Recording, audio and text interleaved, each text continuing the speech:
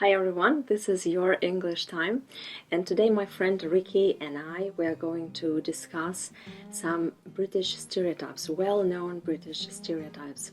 So I listed them all up from the internet. Yes. And I'm going to read them to you. Okay. And you're going to tell if this is true or not. Okay. Okay? Yeah. So the first well-known stereotype is British people drink a lot of tea. What do you think about this? I think that they probably did in earlier times, but now I think it's much more widespread. I think all sorts of drinks are coffee and things like that. Okay, and this well-known tradition of 5 o'clock tea, do you keep this tradition? No, that's long gone. People now are much more European, and but very few people, only very elderly people, I think, have tea.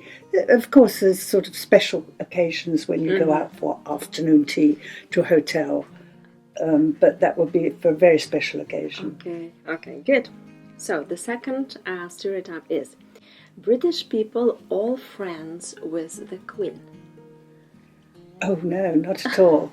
Many of us are Republicans and prefer to have a president than the Queen, but there's a significant number who are obviously royalists, and one of my problems with it is, of course, that they're not English. They are our future King, Prince Charles, will be half Greek and half German. Okay, number 3. British people are mad about football. Yes, I think that's true. There's all throughout the entire class range, people are keen on football, yes. Okay, so but also other sports. Tennis is very, very popular. Okay. And snooker. Snooker, what is that? That's a game played on a table with balls, different coloured balls. And snooker. Yes, snooker. All right. Yeah. All right. Yeah. Thank you. So this was number 3. Number 4. British people are super polite. And once again, super politeness has gone, I think. You may find it with some people, but this is not true. Not true? No, not true at all, no. Okay. The days of men's opening doors and standing up in seats with the sort of gender differences we have now, some people may still be polite, but really women would prefer not to be treated in that sort of manner. Okay, interesting. British people hate confrontation, and you try to avoid conflict. I think so. For myself, I would like to get into an argument about politics or religion, but on the whole, most British people would shy away from that. Yeah. They don't like confrontation. Yeah, and what is like the general thing you would do to avoid confrontation? Is there They would change the subject. Change the subject, yeah. All right. And would you let another person know that, like, you are trying to avoid the confrontation? Yes, you would. Yes. By changing the subject. By changing the subject, yes. All right. Is there a specific and possibly phrase? saying, "Oh, I don't think politics and religion are a good topic," or "I support Liverpool, and I'm sorry if you're a supporter of West Ham, then I'm sorry, I think we ought to drop the situation." Drop the subject. Okay, yeah, good. Number 6, so we continue. British people love talking about the weather, and it rains all the time. Yeah, well, our weather it fluctuates all the time, and particularly with climate change now, we have a lot of extra conversations to have about weather. About the weather, yeah. And is it true that you talk about weather like all the time? No, we don't talk about it all the time, but you tend to mention it. This tends to be the first thing you say. It's a lovely day today, isn't it? Or, oh gosh, I wish this rain would stop. Yeah. As the first opening gambit in a conversation with somebody. Okay. And I look at the weather app first thing in the morning to see what's going to happen, because you never know how it's going to be here. Yeah, okay, thank you. Brits have a sarcastic humour. Yes, very, very good humour. Yes. Very good humour. But I think it's a very difficult humour for people whose English is not their first language to pick up on. I think it's the same with most countries. If you, for example, if I speak quite good French, but their jokes are very often lost on me, so our sense of humour is very insular. Yeah.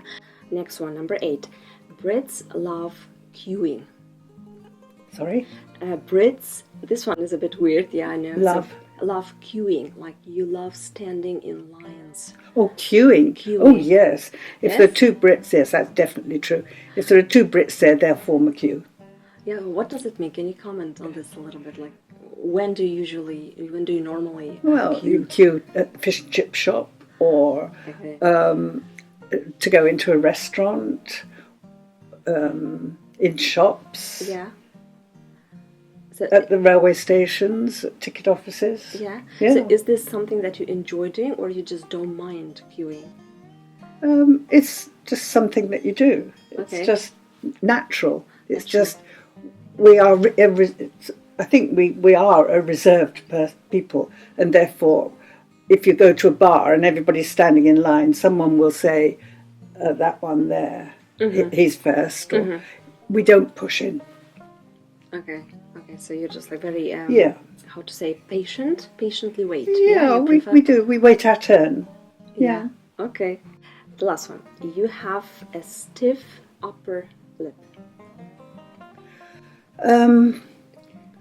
Yes, again, we're getting away from that, where men are actually allowed to show their feelings now, show that they have a feminine side. They don't have to show a stiff upper lip. They can actually show their emotions. But we have been in the past, a very reserved nation. I think a lot of your questions are looking at the past. At the past. At how we were.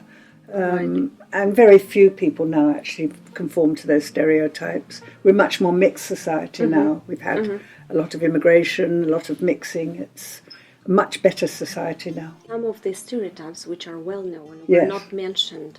Can you come up with your own, like maybe about British people which I didn't mention? Do you have any in mind?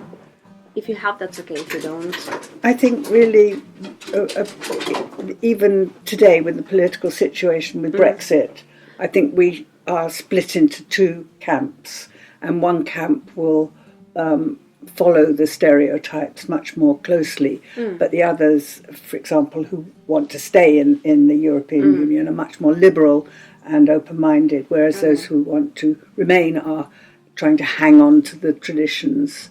So I would say it's a divided society, and that the referendum to leave the European Union has actually polarised that and shown exactly where the two camps stand.